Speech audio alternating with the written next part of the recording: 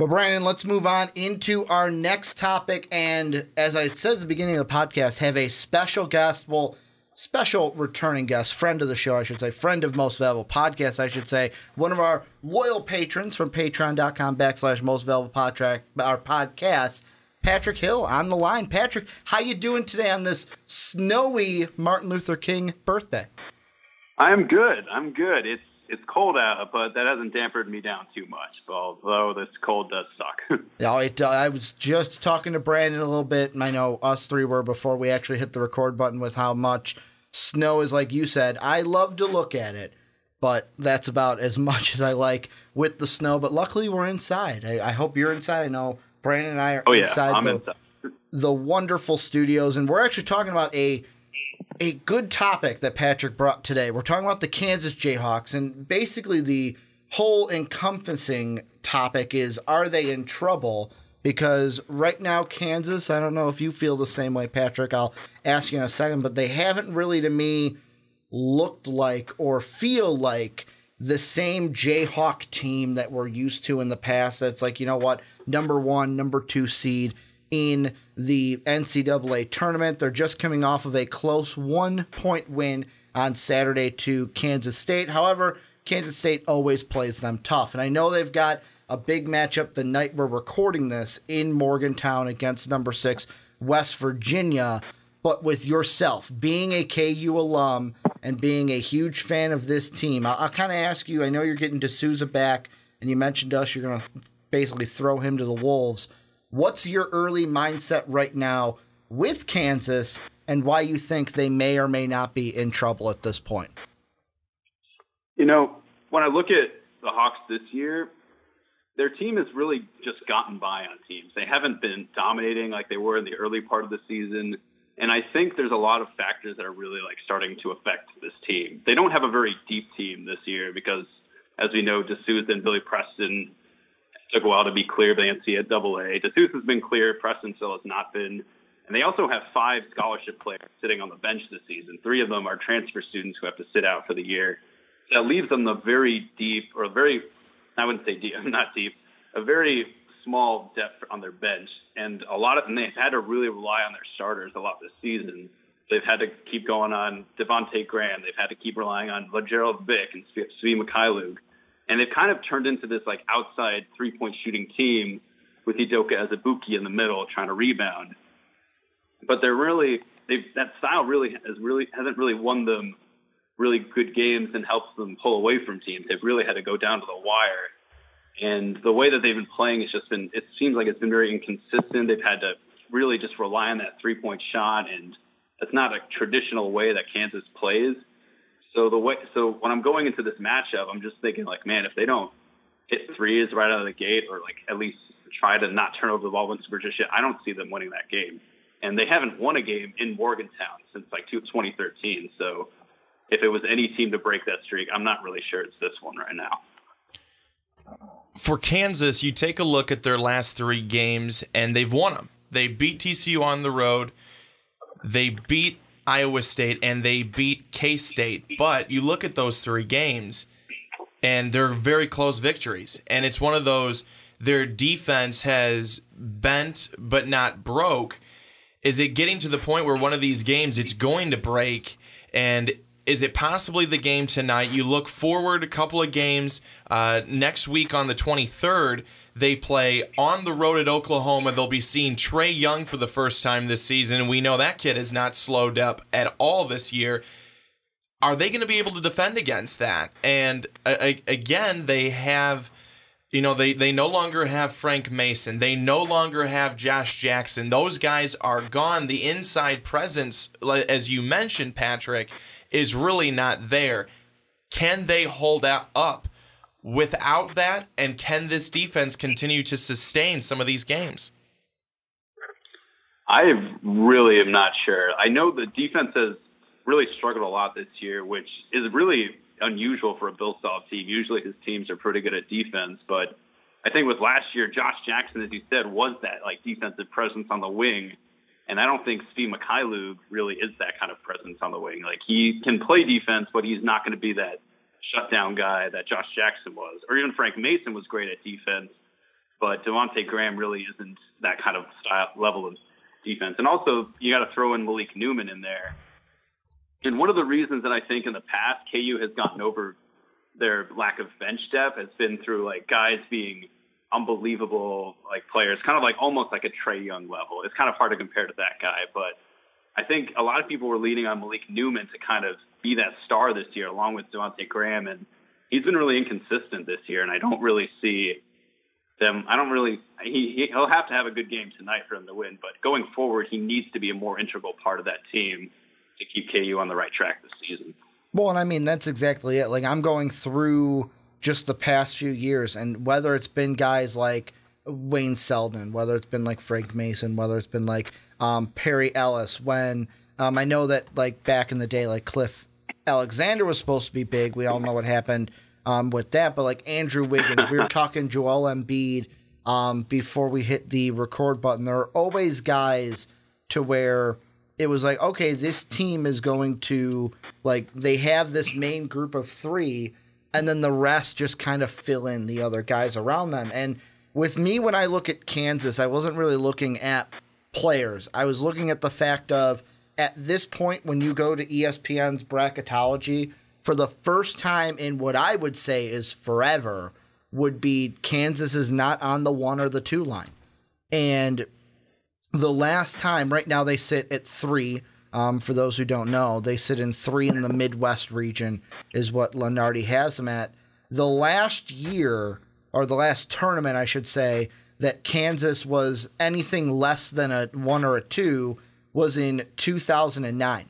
And that was the year we had the my favorite tournament, because it was probably the only time I predicted all 4 Final Fours and the national champion participants. However, I said that Michigan State would win the rematch with North Carolina in Detroit, but that was the North Carolina-Michigan State Detroit National Championship.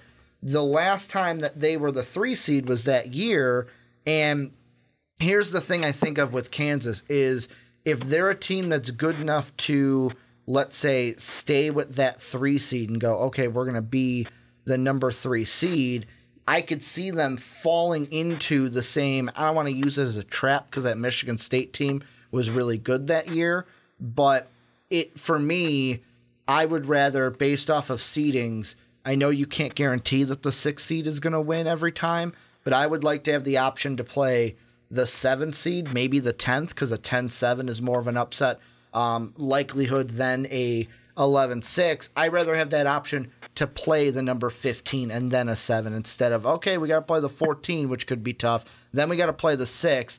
Okay, then we get the number 2 team. And I know if all the high seeds rule out, you're playing that 3 seed nonetheless, but could that be a problem? That's what I'm thinking. Could it be a problem if they're on the 3 line? And God forbid what happens. Let's say they lose to West Virginia tonight. Let's say they lose to Oklahoma. They meet these teams again. Let's say, God forbid, they lose those 2 games again. They play Texas later this year again. Let's say they lose that one at home. I know I'm throwing out a lot of losses, but those are what's going to knock you down. Yes, this team's at a 3 right now. How confident, and Patrick, I'll ask you because you're the KU guy, like how confident would you say you are that would Kansas be a team to, through conference play, make the jump back up to 1 or 2? Or could you see, hey, maybe this team slips a little bit and we're not a 3 seed, we're a 4 or a 5 now instead of on that 3 line?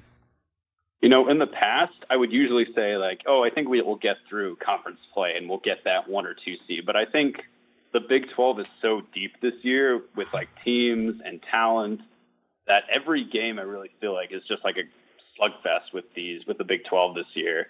So I could definitely, even though I don't want to think about it, I could definitely see them dropping to like maybe a 3 or 4 seed at probably the very worst. I would say probably like a 4.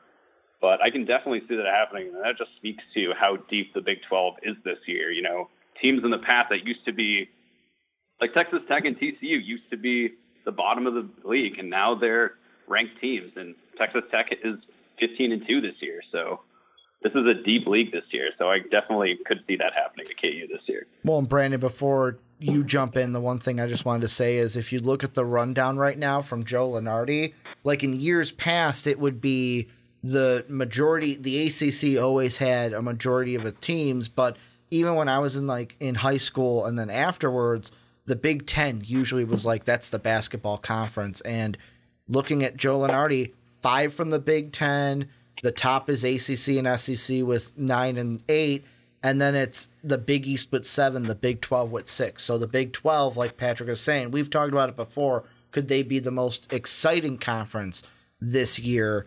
They've creeped up, and conferences like the Big Ten have creeped down a little bit. So the Jayhawks have won 13 straight Big 12 regular season titles. 13 straight. So let's put that in perspective. The Kansas City Star, back on December 27th, they talked to advanced stats expert Ken Pomeroy and asked him what the percentage was that they would win for a 14th straight year. He said 47%. 47%, that's it. That's what the chances were. And that's speaking to how good the Big 12 is this season, as you both have pointed out.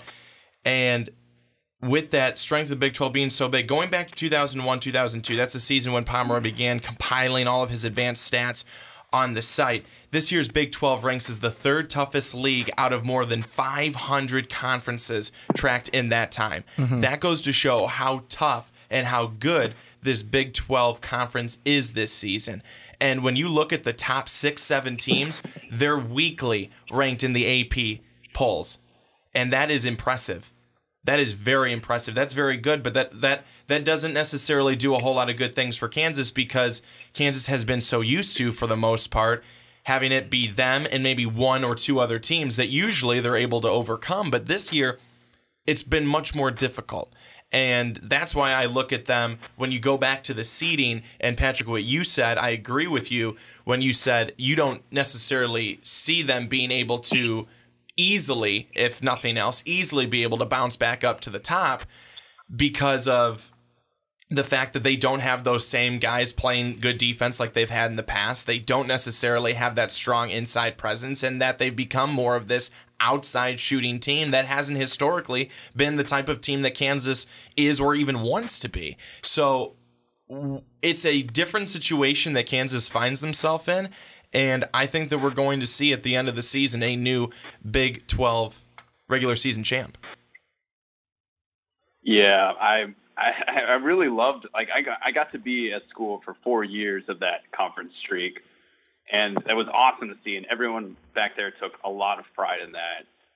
But this could definitely be the year that ends, and it could just be as simple as the Big 12 is really tough this year, and KU has some deficiencies in its lineup right now. You know, they're pushing, their starters play a lot of minutes, and I think KU's bench is in the bottom 10 in the country in minutes played. Like Sam Cunliffe came over as a transfer, and he hasn't really played that much yet. They've had to rely on Marcus Garrett, who is a freshman this year, and they've had to rely on him to back up Devontae Graham. They don't have the option of accessing the Lawson brothers or Charlie Moore. And they've had to deal with the Billy Preston debacle, which I don't like using as an excuse that that KU hasn't won a few games this year, but that you still have to keep that in mind as you're going into the season. And also, one big thing I want to point out is KU doesn't lose at home very often. This year they have lost twice at home. They've lost to Arizona State at home, and they've lost to Texas Tech at home. And that has not happened in years, that they have lost a conference game and a non-conference game at home. That just does not happen. So anything could happen this season after watching those games. Now, could we possibly, and this is kind of is thrown to both of you guys or either of you guys, are we possibly counting Kansas out? And when I say we, Patrick, I won't throw you in that. I'll say it to Ricky and I. But are we possibly counting them out too soon? Because are we possibly not putting enough credit on Bill Self that he'll be able to come up with new strategies, work these guys that haven't been in the lineup, work them and get them in the lineup and in the right spot at the right time, and go on a run and, you know, be able to beat West Virginia at West Virginia, be able to beat Oklahoma at Oklahoma? Are we not giving them enough credit that they've been so good for so long and it's been so easy now that there's a little bit more talent in that conference and it's going to be a little bit more of a struggle? Are we quickly saying, it's going to be somebody else this year because we just don't think Kansas will be able to do it because it's been so easy in the past, and we don't think that they're going to be able to respond well to this competition. Are we, and maybe myself, not giving Kansas enough credit when it comes to that, when it comes to the coaching that Self has? Well, I mean, I can see some people saying that, but me personally, I don't think it's a fact of me necessarily overlooking Kansas because Bill Self is a great coach, especially offensively, a great offensive mind. The only thing that I look at when it comes to games is I wouldn't be surprised if the rest of the year the Jayhawks at the most lost about 3 games. 1 West Virginia game, 1 Oklahoma game, and then maybe like a Texas or a TCU or a K-State. Like throw any random team in there. But 2 to 3 would be my guess at the most what they lose in conference. Of course, they could lose more because, like we've already said, the Big 12 is very close. And to go off of something that Patrick said, where, this KU team is strong at home, that's going to help them in the regular season. But the other thing that I didn't mention, that we looked at the NCAA tournament. Let's look at the Big 12 tournament. I was just going through while you were talking, Brandon. The last year that Kansas was not the number 1 seed in the Big 12 tournament was the 05-06 year, and that's because they were tied with Texas that year. The last time they were not even in the top 2 was the 03-04 season, where they were behind Oklahoma State and Texas in that right. So let's just put it this way. The last time Kansas was either a 2 or a 3 was the last time I had something to cheer about with Illinois basketball. Putting that into perspective. That is how long it's been that they've been at the top. And that's what I bring into this is the most important thing is how the Big 12 conference tournament schedule is broken up. Right now, if we're looking at the standings at today, I believe they're the 4th team right now. They are. Behind Oklahoma, West Virginia, and Texas Tech. If they lose tonight, that's if they lose tonight. I know sky is falling scenario right now. They would solidify right there at 4. And the big thing that I would think, and any coach might tell you the same thing, might not, I would want that 1 or 2. I think it's going to be a huge deal for Kansas if they have to. Of course, you get that first game, that first day, that Wednesday, because it's Wednesday, March 7th. You get the 8-9, the 7-10. Then you get the next 4. I think it would be huge for them to get that 1-2 and play a team that had to play that first day rather than being 3 or 4 and get a team that's coming in just as rested as you are to the conference tournament. And Patrick, one more thing, and then I want you to jump in here, is to go off of what Ricky's saying, and another point that Pomeroy had made in the Kansas City Star is that a thought that the team who wins the conference this year could win the conference with 3 or 4 losses in conference just because of how good the Big 12 is this year. Oh, yeah, I can definitely see that happening. And you guys mentioning the tournament, this might be the first year that I actually put stake or like serious stake into the tournament. I think as a Kansas fan and as a alum, we've been so used to winning the conference championship in the regular season every year that a lot of us have kind of like looked at the conference tournament, which is held in Kansas City every year. So it's a big home field advantage for KU. And we've looked at that and go like, okay, we want to prepare for the NCAA tournament. We can win a couple conference games. Let's keep our 1 or 2 seed. And we don't put much stake into like winning like the actual tournament. But this year, to get that 1 or 2 seed, we may actually have to put more stake into that tournament this year. Well, it's one of the first seasons where it's going to be a dogfight, and that's where who's going to want it the most. That's when that question's asked all the time in sports and in games. Who wants it the most? What team is the most determined to go out there and get it? And is Kansas going to be the hungrier team, or is it going to be an Oklahoma, a West Virginia, even a Texas Tech that wants to go get it? Who wants to go and get it? And I think which team has the most tenacity, that's what it's ultimately going to come down to this season. And that has worried me. That's worried me because Bill Self said earlier this season that this team has had the least amount of bite or the least amount of fight in them compared to past teams. So that right there just raises a huge red flag, what you just mentioned right there. Well, I mean, I would take that into consideration with any team. Like, if you don't have that fight, like, I get that about some of the teams this year in college basketball, but to put it a little bit in perspective of right now where Kansas sits, if the conference tournament were to start today, and we're talking about it, the first game for Kansas, they'd be the 4, they'd be playing Kansas State in their first game. Both teams get the bye. I don't think they'd want that. Get the bye on Wednesday. Both of those teams play on Thursday. If they were the second team, and I'm going to say second or first, because depending on losses, they're tied with those teams, so they could easily be 1 or 2 if one of them loses. If they were the second seed, they'd be playing the winner of a Texas-Iowa State game, which, I mean, probably not like years past where it's like, oh, give me either one of them, we'll blow them out. I think Texas or Iowa State could come in there and give KU a run for their money. However, they'd be coming off of, hey, we just played a full game yesterday.